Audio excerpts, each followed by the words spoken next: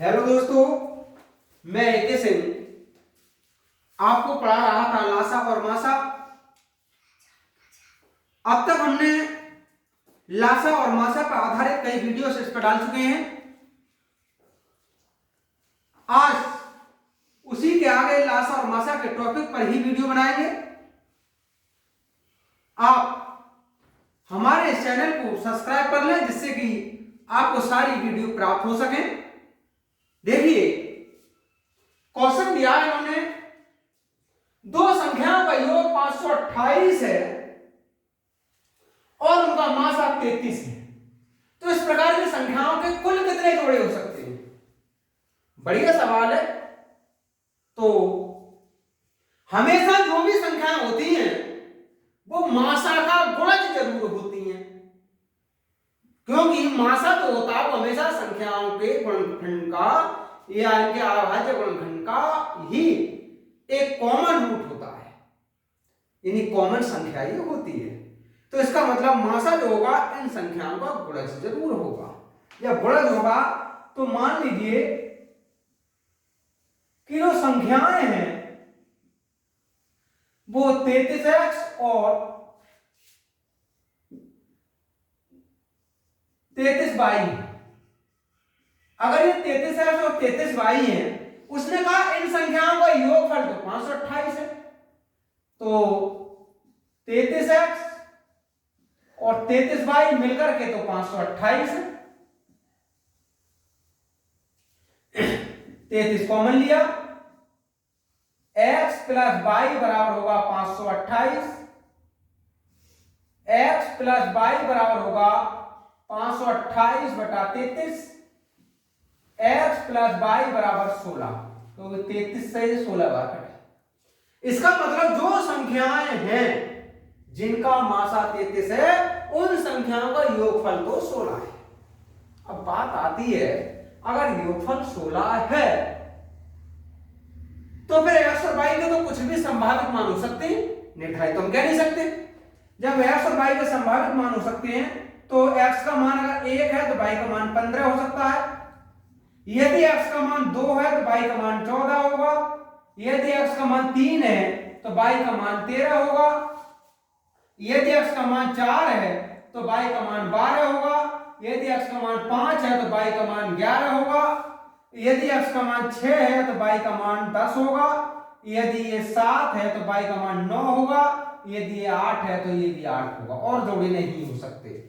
उसने कहा है इस प्रकार की संख्याओं के कितने जोड़े बनेंगे? तो देखिए, अभाज्य जोड़े जो बन रहे हैं इसमें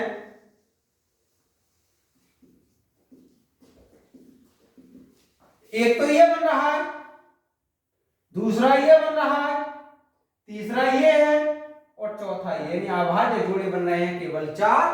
तो अभाज्य जोड़े कितने बनेंगे? 4।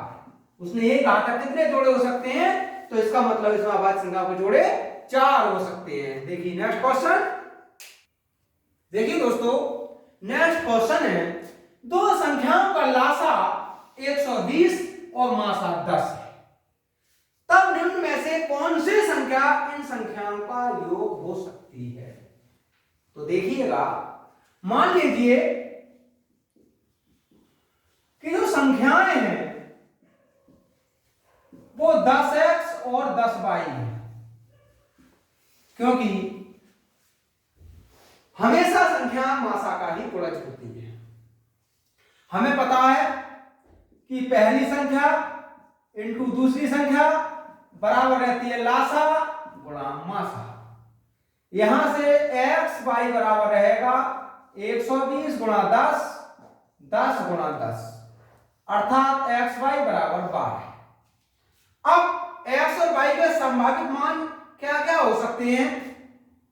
देखिए, संभावित मान अगर देखें हम तो 1 और 12 भी हो सकता है, क्योंकि 12 का 1 में मल्टीप्लाई करेंगे तब भी 12 आ जाएगा। 2 या 6 भी हो सकता है, 3 या 4 भी हो सकता है। लेकिन अभाज्य गुणनखंड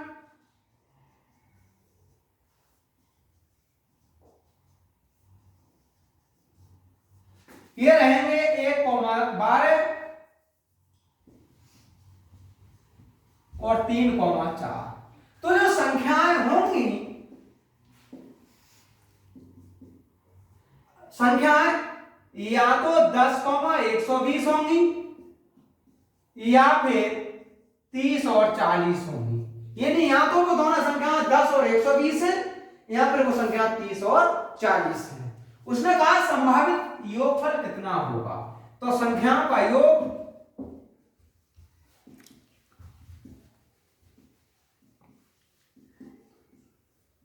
अगर इन दोनों को जोड़े तो 130 तो कहीं ऑप्शन में दिया नहीं है, तो इसका मतलब ये वाली संख्या तो है नहीं। इन दोनों को जोड़े 30 प्लस 40 तो ये हुआ 70 और 70 इसमें ऑप्शन नंबर डी है, अर्थात उन संख्याओं का योगफल होगा 70। देखिए नेक्स्ट क्वेश्चन, देखिए दोस्तों नेक्स्ट क्वेश्चन है, दो धनात्मक पूर्णांकों का लासा बड़ी संख्या का 2 गुना है। मान लीजिए बड़ी संख्या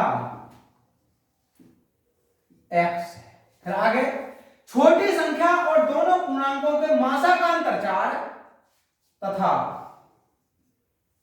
छोटी संख्या y है। तो इनका जो लासा है वो 2 गुना है बड़ी संख्या से। भाई यही तो बोला है ना, दो धनात्मक पूर्णांकों का लासा बड़ी संख्या का 2 गुना है, तो बड़ी संख्या का 2 गुना है। फिर मासा कितना है इसका, उसने कहा है इनमें छोटी संख्या और दोनों पूर्णांकों के मासा का अंतर 4, तो इसका मतलब ये y-4। अब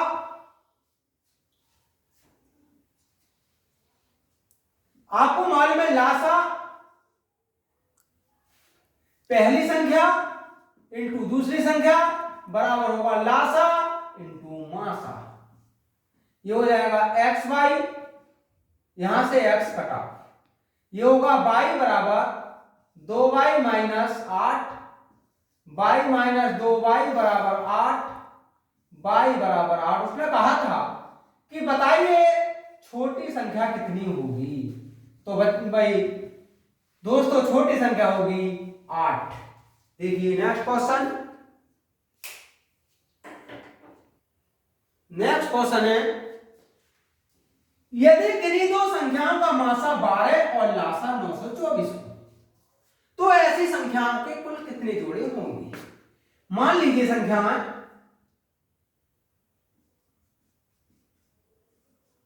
माना संख्याएं 12x और 12y है। अब हमें पता है कि पहली संख्या इंटू दूसरी संख्या बराबर रहेगा लासा गुणा मासा। x y बराबर रहेगा 924 गुणा 12 बटा 12 गुणा 12, ये घटा 77 बार, तो x y बराबर हुआ 77। अब x और y के संभावित मान जो हो सकते हैं, अगर x का मान 1 हो तो y का 77 होगा, यदि x का मान 7 हो तो y का 11 होगा, या फिर x का मान 11 है तो y का मान 7 भी हो सकता है। उसने कहा था कितने जोड़े बनेंगे, तो जो जोड़े बनेंगे वो होंगे 2, एक ये और एक। देखिए नेक्स्ट क्वेश्चन,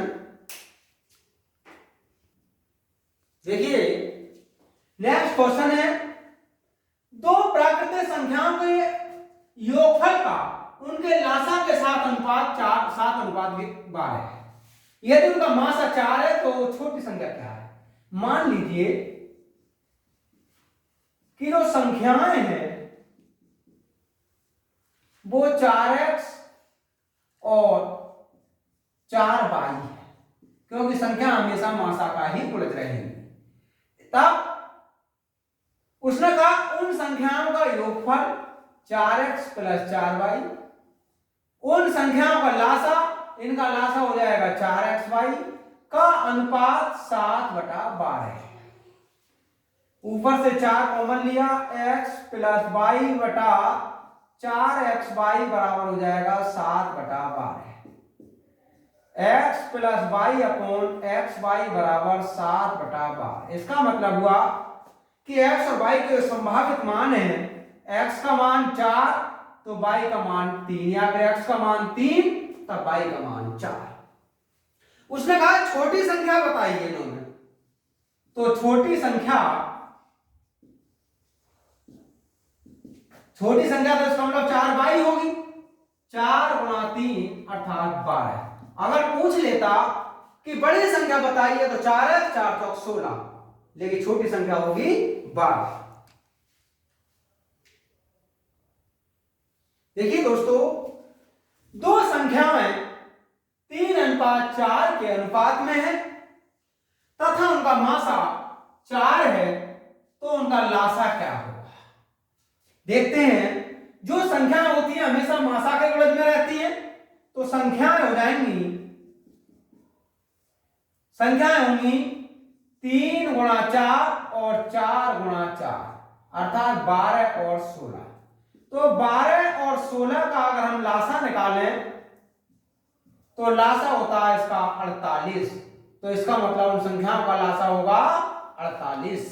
देखिए आगे नेक्स्ट क्वेश्चन है दोस्तों, दो संख्या 3:5 के अनुपात में है और उनका लासा 75 है, तब उनका मासा क्या होगा? मान लीजिए कि मासा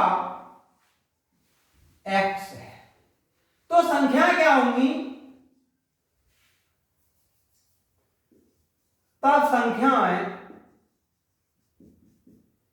संख्या हो जाएंगी 3x और 5x, क्योंकि संख्या मासा का गुणज होंगी। हमें मालूम है कि पहली संख्या इंटू दूसरी संख्या बराबर होगा लासा इंटू मासा। 15x बराबर 75, तब x बराबर 5। उसने कहा था कि इसका मासा कितना होगा, तो दोस्तों मासा होगा इसका 5। देखिए आगे नेक्स्ट क्वेश्चन है दोस्तों, दो संख्याओं का मासा 44 और लासा 264 है। ठीक है यहां तक। यदि पहली संख्या को 2 से भाग दिया जाए तो भागफल 44 होता है। दूसरी संख्या निम्न में से क्या होगी? इस लाइन में कुछ छिपा दिया है। यदि पहली संख्या को 2 से भाग दिया जाए तो भागफल 44 होता है, इसका मतलब शेष फल कुछ नहीं होता। तब पहली संख्या होगी क्या? पहली संख्या ये हो जाएगी 2 गुणा 44 अर्थात 88। अरे भाई 88 को आप 2 से भाग करेंगे तो भागफल ही 44 आएगा, शेष फल तो कुछ बचेगा नहीं। हमें मालूम है कि पहली संख्या गुणा दूसरी संख्या बराबर रहता है मासा गुणा लासा। दूसरी संख्या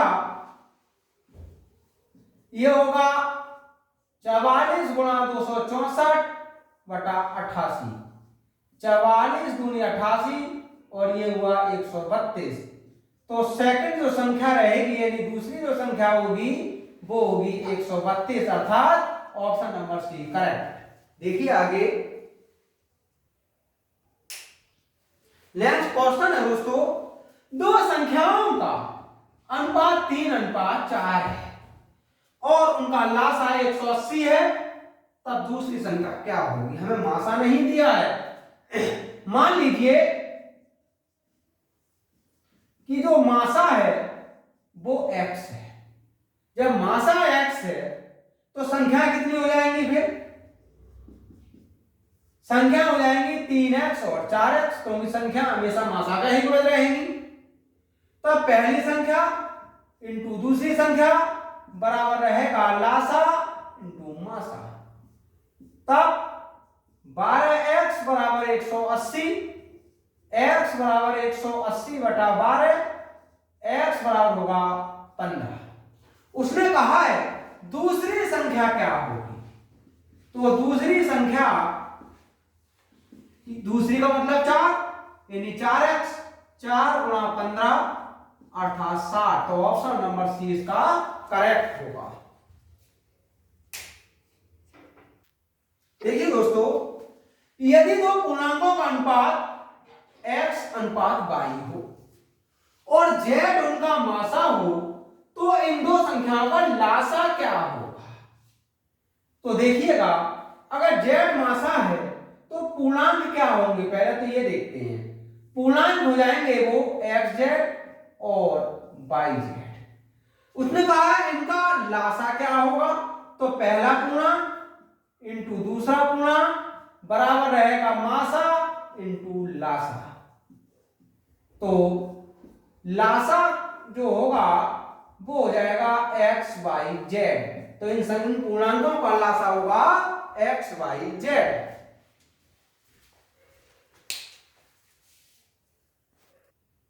नेक्स्ट क्वेश्चन है दोस्तों, 28 और 42 के लासा पा यानी लघुत्तम समापवर्तक और मासा पा महत्तम समापवर्तक किस अनुपात में है? तो 28 और 42 का पहले लासा निकाल लीजिए। इसका लासा जो होगा वो होगा 84 और 28 और 42 का मासा निकाल लीजिए। मासा होगा 14। उसने कहा है कि लासा और मासा किस अनुपात में होंगे, तो ये होगा 84 अनुपात 14 और 14 × 84 यानी 6:1 के अनुपात में होंगे। इस तरह के अगर किसी भी प्रैक्टिस सेट में और भी कोई क्वेश्चन अगर आपको मिले तो स्टूडेंट्स उन्हें हल करना, उनका अभ्यास करना तथा हमारे चैनल को लाइक करना, शेयर करना और सब्सक्राइब कर लेना तथा दोस्तों को भी शेयर करके सब्सक्राइब करा देना, जिससे कि इस प्रकार की नई नई वीडियोज का नोटिफिकेशन तुरंत प्राप्त हो सके।